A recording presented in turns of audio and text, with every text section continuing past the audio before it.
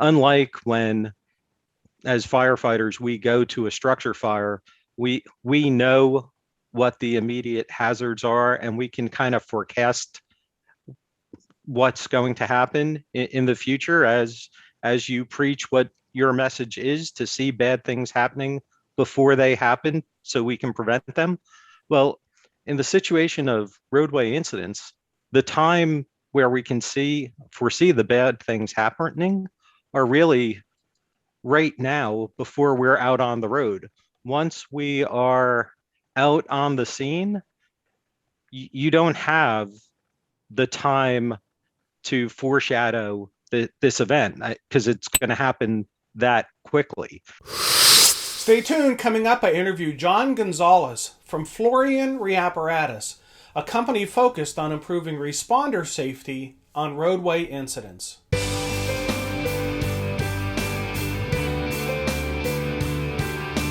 Hello and welcome to the Situational Awareness Matters Show, episode 380. I'm your host, Rich Gassaway. The purpose of this show is to improve situational awareness and decision-making for individuals and teams who work in high-risk, high-consequence, time-compressed environments with changing conditions. The SA Matters mission is simple. We want to help you see the bad things coming in time to prevent bad outcomes. For our regular listeners, you know that I took a break from podcasting over the summer. I hit the podcasting scene pretty hard, putting out a new episode every Tuesday for more than 7 years. It is now my ambition to podcast a little less frequently than I had in the past. But unless you've been a faithful listener and viewer of the program for the past 7 years, you have hundreds of archived episodes to keep you busy. This past week, I also announced that I'll be stepping away from doing live presentations for public safety after 2022. So if you're a police, fire, or EMS agency and you want to be part of the farewell tour for 2022, please contact me through the samatters.com website and we'll set up a time to talk. I'm going to continue to provide live training programs and consulting for business and industry after 2022. I will also have a cadre of master instructors to present live classroom programs for public safety after 2022. And as always, there's a variety of online training programs available, both live and pre-recorded, available now and after 2022. And speaking of virtual programs, today's feature segment is sponsored by Gasaway Virtual Training. There are 33 online training programs there for you to choose from. Some of the programs are live events presented virtually, and some of them are pre-recorded. To learn more, visit samatters.com website and click on the Virtual Training tab. Okay, let's jump into our feature segment where I interview John Gonzalez from Florian Re Appratus, a company focused on improving responder safety on highway incidents.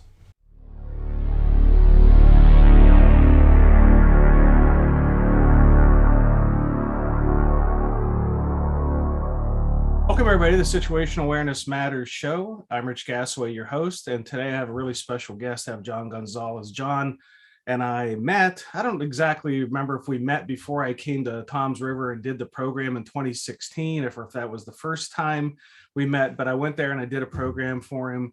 And then just this past August, we got caught up at Fire Rescue International in Charlotte, and we were chatting for a while, and John was telling me about a new endeavor that he's involved in that I found very interesting toward improving firefighter safety. So I asked John if he'd be willing to come on to the show and be a guest and tell us more about what this initiative is. It's the first that I've heard of anything like this, and I travel around a good bit, so it was really exciting for me to meet up with John and have that conversation. So we're here today to talk about this. John, welcome to the show. Thanks, Rich. It's a pleasure to be on with you. I believe it was in 2012 or 13 in Chicago when you were a keynote speaker at FRI that we first met, and after that I said it was going to be important for me to bring you into Toms River to do a presentation and get your message out, which I've always found to be very valuable. Okay. Yeah, I didn't remember it now that you mentioned that it was at FRI Chicago. I do remember that now, but it had kind of slipped away from my memory. My God, that's 10 years ago. Good on you for having that memory. Yeah, I don't do so well with that anymore. So, John, let's start out by having you share with the audience your background from like when you first got into the fire service and where it was and how you've progressed through, and bring us all the way up to where you're at today. Okay. So my time in the fire service has been all volunteer. I started just after I became 18 in Toms River, New Jersey, January 1991. I went to join the fire service and went to level one, became a firefighter. I served as a fire officer for about 15 years, six at chief level. In Toms River, I was 2 years as assistant chief in 2010 and 11. In 2012 and 13, I was company chief, and in 2015 and 16, I was the chief of Toms River Fire District Number 1, which has 4 companies involved. We're one of the largest all-volunteer departments in the state of New Jersey. I also spent 4 years as a deputy fire coordinator in the Office of Emergency Management. And in that same time, my full-time career was in the insurance industry as a special investigator. Nice. So most recently, I've left the insurance industry and became involved with the company Florian Re Appratus, which we retrofit, reserve, and decommission fire apparatus into traffic attenuators for the fire service to use at roadway incidents. I'm that's what intrigued me so much when we were talking and you were describing this, and you've since sent me some pictures which I'll include in the episode for people to see. So what inspired the owner of this company to do something like this with fire apparatus for the fire service? Is this person, the owner of the company, are they a firefighter?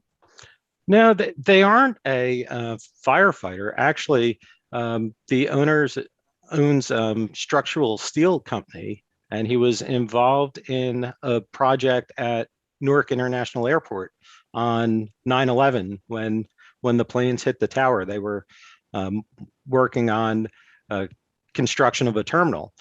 And after that day, in the following days, he became involved in some of the recovery efforts in New York City, and had a connection to the fire service from that day forward. And his vision was at some point he would do something that would be of value to the fire service. He didn't really know what that was at the time. And he was tinkering with some various projects involving trucks, and had specifically a couple fire trucks, and was speaking with some firefighters who talked about the issues of roadway safety. And he had the idea of converting them into traffic units with the attenuators, because he'd previously been involved in a lot of road construction projects and bridges and things like that. That's quite the inspiration for him to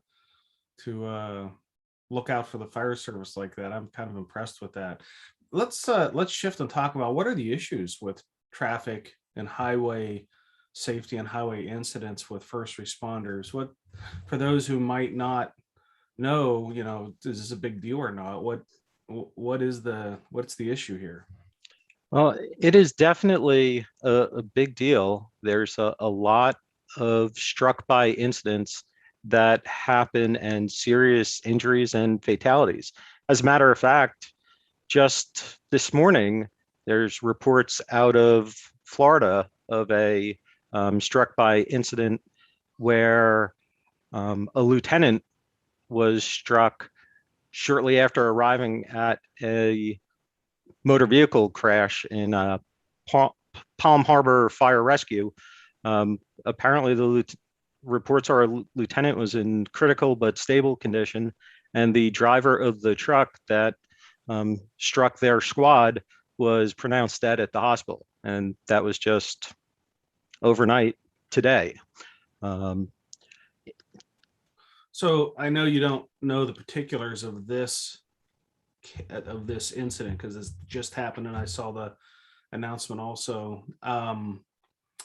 So sometimes responders are at risk because of icy road conditions. I'm going to assume that Florida wasn't icy road conditions. What causes a driver to not see a responding unit, be it ambulance or fire truck, or and just plow into it? Because it's happening. It's happening more than I would ever imagine or desire it to. What contributes to this?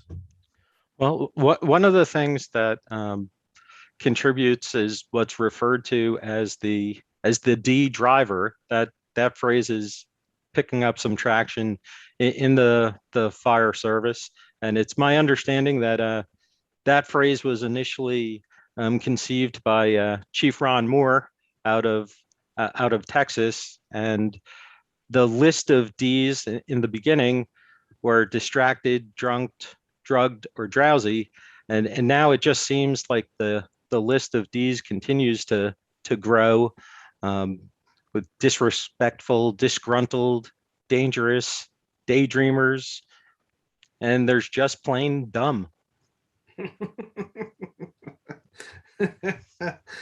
Well, that's a big list of D's. I was trying to write that down as you were saying it. I had distracted, drunk, drugged, drowsy, disrespectful, daydreamers, and dumb. And I think I got them all. I might have missed one.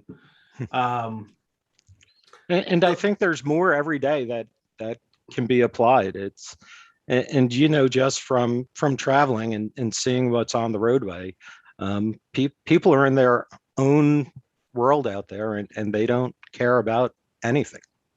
Yeah, I had recently, you talked, I was well aware of like the distracted, the drunk, and the drugged, and then the drowsy, but you threw one in there that really wasn't right front of my radar, and that's the disrespectful, the people that are angry that they're being delayed, or that they have to wait for responders to do what they need to do. I recently had seen an incident where somebody tried to drive around a roadway incident that the responders had blocked, and I guess that's where you get to the disrespected. I don't know that it has a convenient D that applies to it, but I think there are some people that think the law just doesn't apply to me, and I don't know what the D slotted word is for that. We'll say doesn't apply. Yeah. Thank you. Does not apply. But responders that are arriving on the scenes and having to deal with the emergency itself then has this second, almost like a hidden threat to them, and there's really no way to tell if any driver that is on the roadway approaching a scene is any of these until they do what they do that puts the responders at risk, and then they have to sort it out and do an investigation to determine what it was that caused it. I would suspect, based on data that I've seen, that the distracted is certainly a big deal event, and it doesn't really even matter time of day. Like you might think, at 3 a.m. somebody might be more likely to be drunk, but right in the middle of the day, it doesn't take much to sit at an intersection and just watch people texting as they drive by in their car, almost like the people who get in accidents are other people, not me. I've got it figured out. I've got a skill. I've got a talent, and in it's just rampant. So what can we do? I mean, we can try to educate the motoring public, but it just seems that's not where the answer is. I mean, we can tell people to not text on their phone, and some will stop doing it, and others will continue to do it. But the drunk and the drugged and the drowsy, it just doesn't seem like a offensive approach of education in the form of prevention, like maybe fire prevention, because it seems to work pretty good. But I don't see it necessarily working so well here. So instead of offensive, I think we got to play defense here. And this kind of brings us around to what you're doing now in helping us to perhaps be more defensive. So tell us what I don't want to say that what you have to offer is the solution to the problem. The problem is still going to be there. What you have to offer is more like a way for us to protect ourselves from it when it's going to happen. And it's going to happen. Right. And that's exactly right. I consider it's another tool for the toolbox. It's not a one size fits for everything. The situations are still going to happen. This is hopefully going to make things a little bit better. And what's so dangerous about the situation, unlike when, as firefighters, we go to a structure fire, we know what the immediate hazards are, and we can kind of forecast what's going to happen in the future as you preach what your message is, to see bad things happening before they happen so we can prevent them. Well, in the situation of roadway incidents, the time where we can foresee the bad things happening are really right now before we're out on the road. Once we are out on the scene, you don't have the time to foreshadow this event because it's going to happen that quickly. So one of the things that the fire service does as a whole now, over the past several years, it's increased, is they use fire apparatus as blocking devices at roadway incidents. So you would send out an engine or a ladder to block lane off while you're operating and protect that scene. While that provides some initial protection, there's a couple problems that does cause. It puts that frontline apparatus that you sent out there at risk of being struck and damaged and placed out of service for a long period of time. And also, those pieces of apparatus are not designed to absorb the impact, and therefore any occupants of the vehicles that might run into it could not fare so well. And as the fire service, we're concerned about everyone's safety, even the people that are trying to run into us. Now, as I understand it, what your company is doing is taking used apparatus, and this might even be an apparatus provided by a department, like they have an apparatus that they're going to retire out, but maybe it still has a good frame and a good motor on it, and they would send it to you all to have this attenuator put onto the back of the truck so that it would serve this purpose. Is that where the inventory comes from? Is it department provided? Correct. So the premise is that we would retrofit a decommissioned or reserve fire apparatus into a attenuator unit that the fire department could deploy. So a fire department would contract with us to do the transformation of one of their existing pieces, or also we purchase chassis and have some demo models that would be available for sale if a department didn't have their own. But it makes sense when you consider what departments get on trade-in for their old apparatus or what they sell them for at auction. They've had a vehicle in their fleet for X number of years. They've maintained the vehicle. They know the vehicle. You know which vehicles are good or which vehicles you want to get rid of. So if you have a vehicle that you know is mechanically sound and has a lot of life left in it, perhaps not as a frontline engine anymore, but the vehicle is sound, it just makes sense to invest a little bit of money into that vehicle to be one of these units and then not have to put out your $500,000 engine or your $1 million ladder truck out on the highway.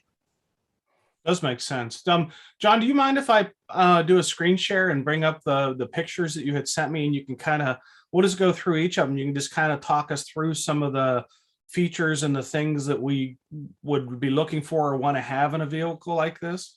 Sure, absolutely. Okay, let me screen share my screen here, and okay, so can you see that all right? Yes. Okay, so I assume this is one of the trucks you guys have recently completed. So talk us through what we're seeing here, or if you want me to go to another page, I can do that. No, this one's fine. So this is the most recent demo truck that's been completed. It's a 1996 KME Renegade that the body and pump had been removed. A flatbed had been installed, and we mounted a traffic attenuator onto the rear of it. And in some of the other pictures, you'll be able to see the arrow board better that's also mounted. Should I go to the next page? Sure. Okay. Anything on that particular picture you want to? Just this past weekend was the New Jersey State Firemen's Convention and Exposition. We were down there showing the truck at that show. Mm-hmm. Okay. Some of the other pictures show, I think, a little better. I like the fact that you kept the crew cab on it, so that if they want to bring resources to the scene, they can bring additional resources with the crew cab. And I know so there's some we do offer different options with that, and what's nice about when you're converting your own truck, it was initially designed for your department, mm-hmm. and you can still design it so it's most efficient for your department. So for some departments where they would want to transport additional personnel, you could leave the seating in. For departments that were just going to use it as a blocking device to put on the highway and not transport additional personnel on certain career departments where staffing is an issue, you could actually use that back area of the cab for storage of items, remove the seating, and create customized storage for traffic cones, speedy dry, any of the equipment you might need at a roadway incident. Mm-hmm. So is this where I'm showing my cursor, and I hope you can see that. Is that the traffic controller that you were referencing on the previous picture? Yep, that's the arrow board that's raised in that picture. That the bottom of the board is a little over 7 feet off the ground. Visibility on that unit, it's a 4x8 board.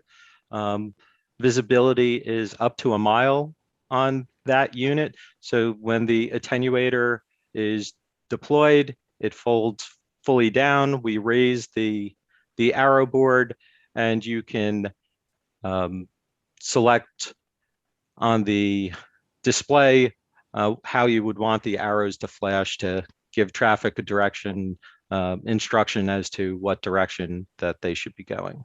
Okay. We go to another picture here. This is just the Other side. other side of the same truck, and a side view here. There we go. I want to get it with the Okay. with the So the attenuator's deployed in this picture here. So that is what it would look like once you're out on a highway scene.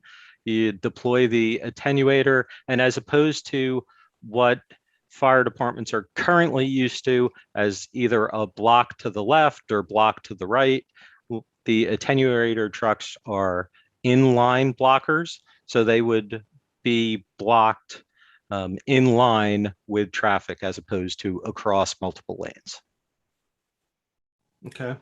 And they don't, I assume, although I shouldn't, it only takes one person to essentially put all Correct. this into service.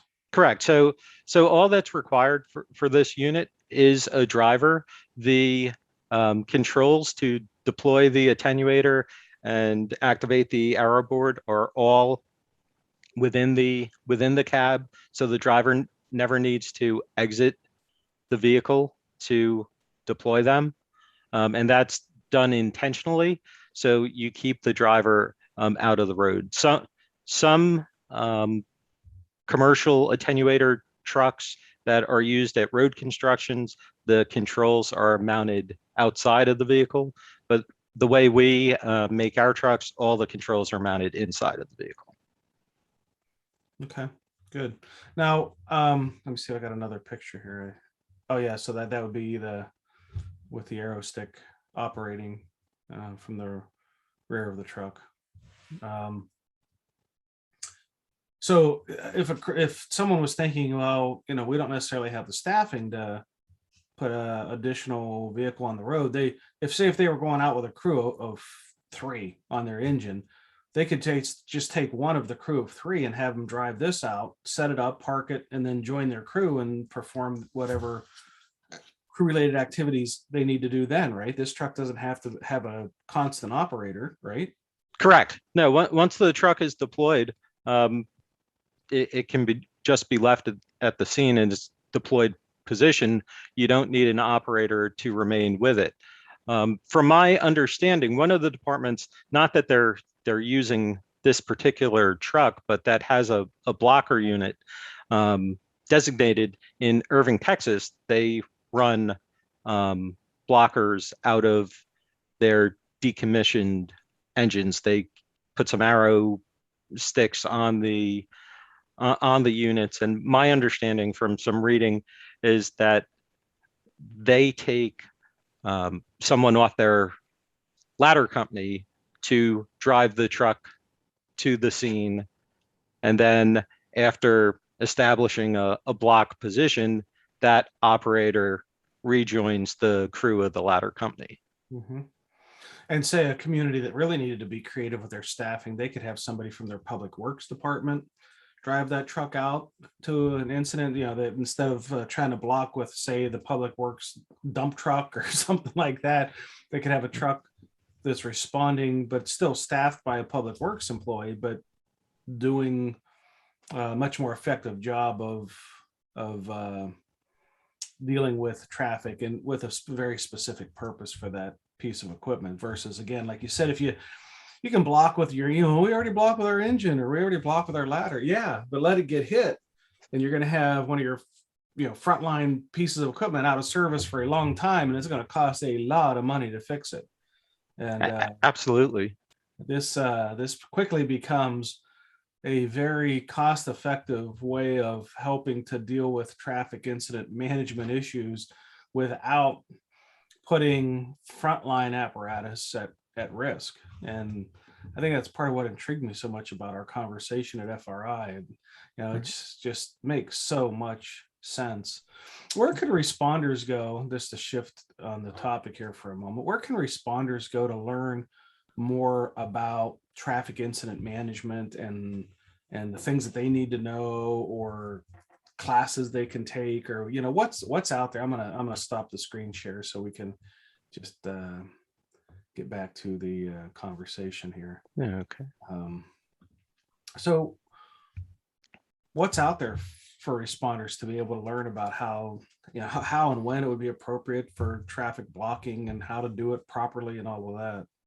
Right. Well, one of the greatest resources that is out there right now is the Responder Safety Institute at respondersafety.com. One of your friends, Jack Sullivan, is heavily involved over there, and they have put together a wonderful resource in respondersafety.com, and the learning network where responders can take more than 40 online training modules in a variety of TIM related topics, and it's all completely free.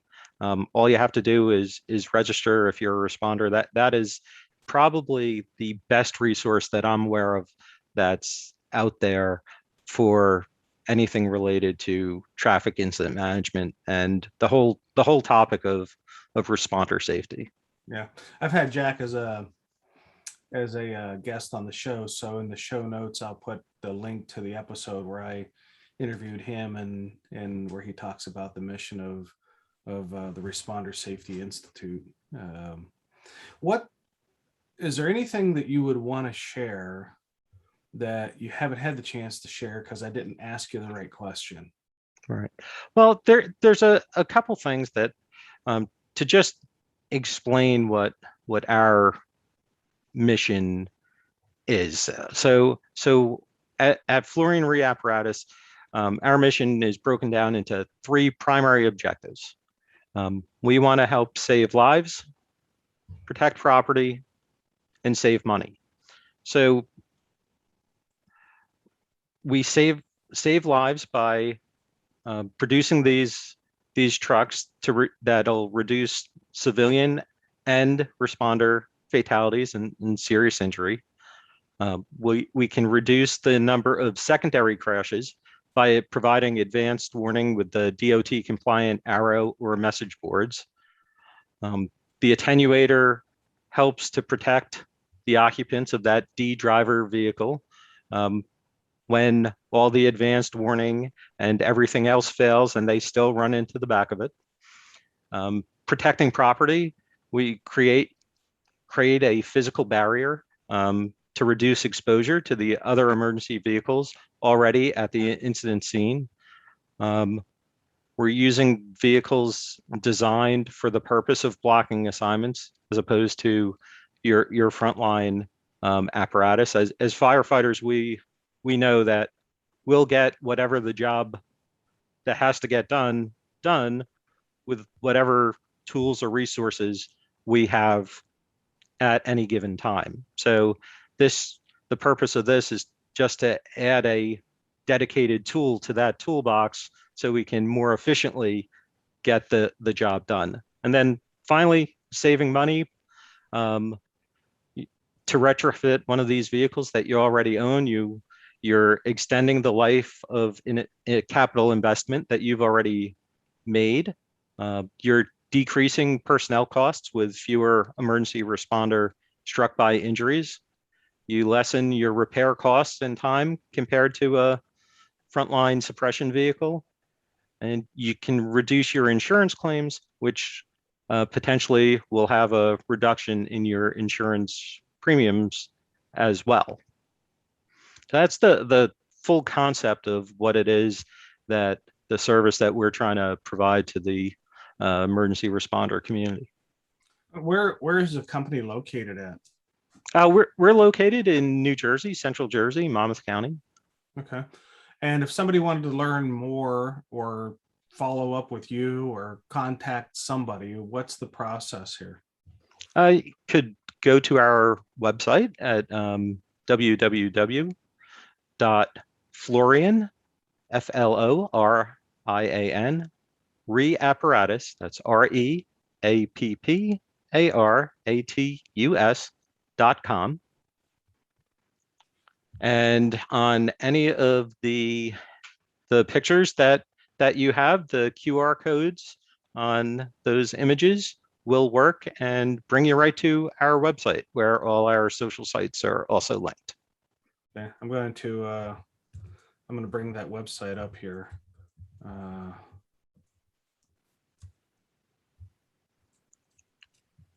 And screen share so people can see what we're looking at here. All right. Back to share my screen.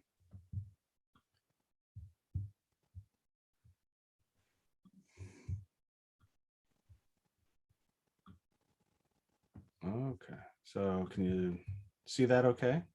Yes. All right, so yeah, there's the website that talks about the company, and the contact information is there, along with this particular picture. This looks like a different apparatus than the one that we were looking at. A little bit more about the mission and solutions, goals. Oh, and then there's if you want contacted, they just fill this form out, John, and that you guys will contact them. Absolutely. Yeah. Okay. Well, it can't get any easier than that, because there's a contact form, an address, an email, and a phone number. So it looks like you guys are also on Facebook, LinkedIn, Twitter, Instagram, and YouTube as well, if I understand the icons at the bottom. Do you guys have some videos on YouTube as well then, or is that?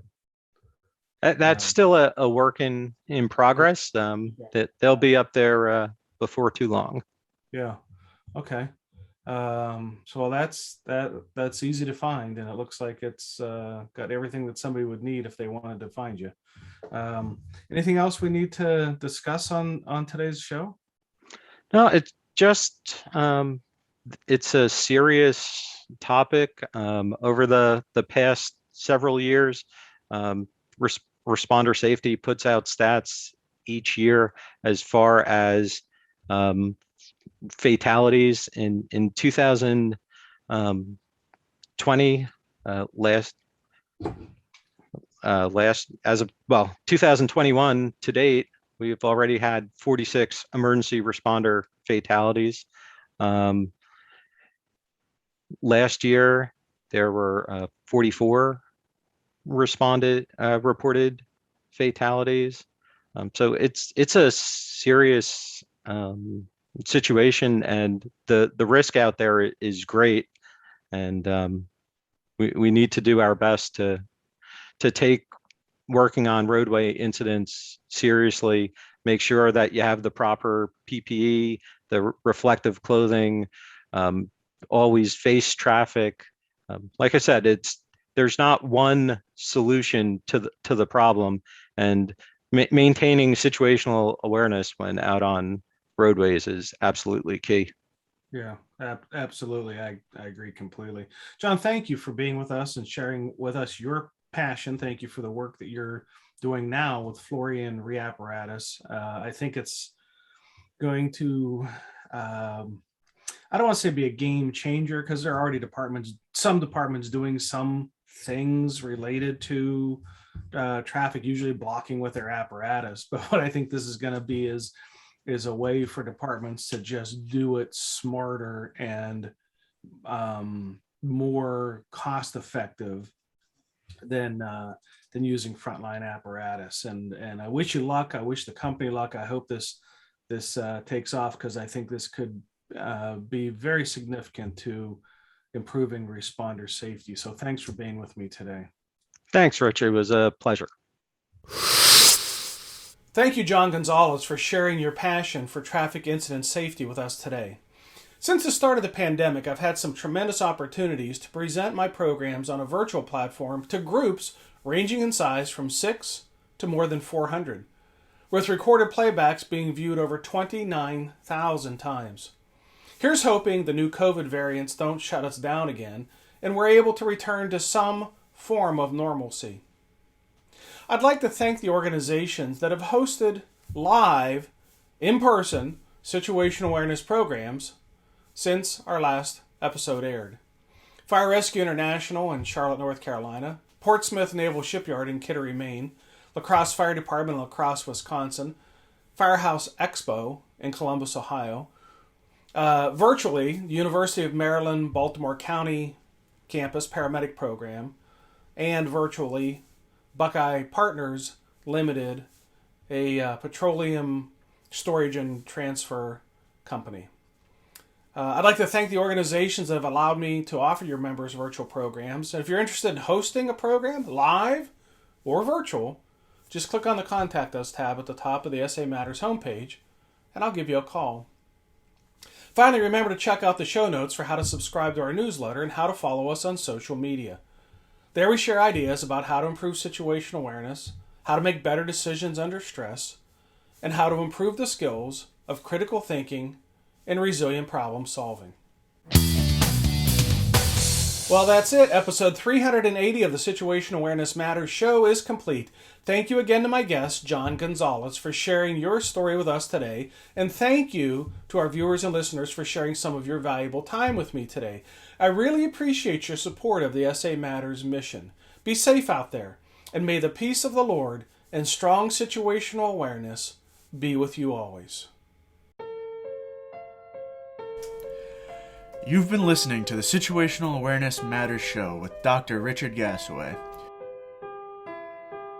If you're interested in learning more about situational awareness, human factors, and decision-making under stress, visit his website, samatters.com. If you're interested in booking Dr. Gasaway for a program, or if you would like to be a guest on his show, click the Contact Us tab at the top of the homepage.